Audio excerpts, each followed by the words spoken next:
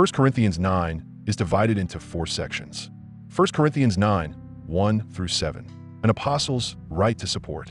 Paul's encounter with Jesus and the Corinthian church authenticate his apostleship against critics. Verse 2 is a strong anchor for this section. Even though I may not be an apostle to others, surely I am to you, for you are the seal of my apostleship in the Lord.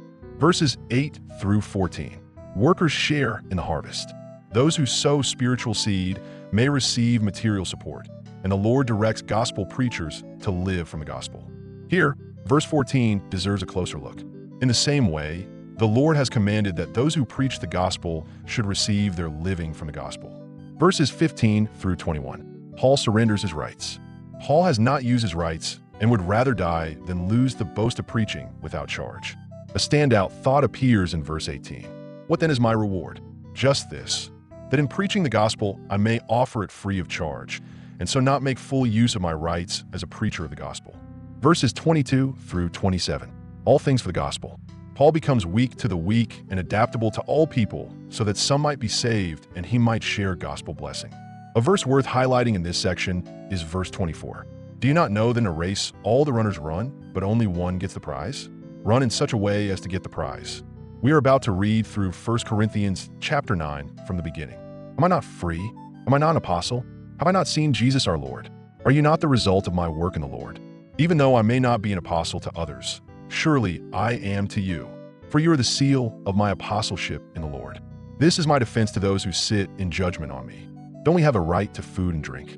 Don't we have the right to take a believing wife along with us, as do the other apostles and the Lord's brothers in Cephas? Or is it only I and Barnabas who lack the right to not work for a living?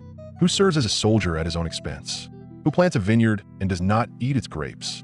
Who tends a flock and does not drink the milk? Do I say this merely on human authority? Doesn't the law say the same thing? For it is written in the law of Moses, do not muzzle an ox while he's treading out the grain. Is it about oxen that God is concerned? Surely he says this for us, doesn't he? Yes, this was written for us because whoever plows and threshes should be able to do so in the hope of sharing in the harvest. If we have sown spiritual seed among you, is it too much if we reap a material harvest from you? If others have this right of support from you, shouldn't we have it all the more? But we did not use this right.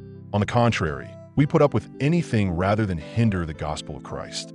Don't you know that those who serve in the temple get their food from the temple, and that those who serve at the altar share in what is offered on the altar? In the same way, the Lord has commanded that those who preach the gospel should receive their living from the gospel.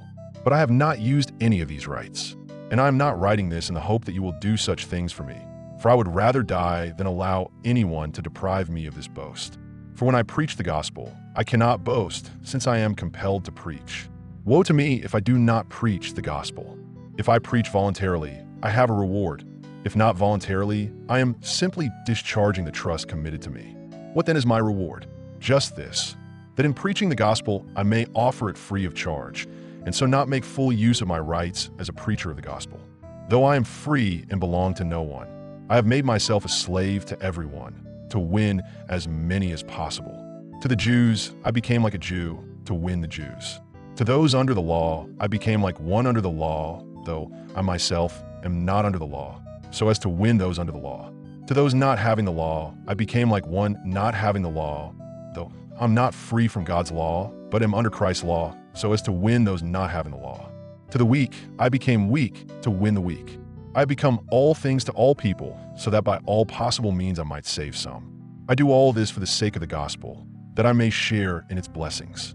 Do you not know that in a race all the runners run, but only one gets the prize? Run in such a way as to get the prize. Everyone who competes in the games goes into strict training. They do it to get a crown that will not last, but we do it to get a crown that will last forever. Therefore I do not run like someone running aimlessly. I do not fight like a boxer beating the air.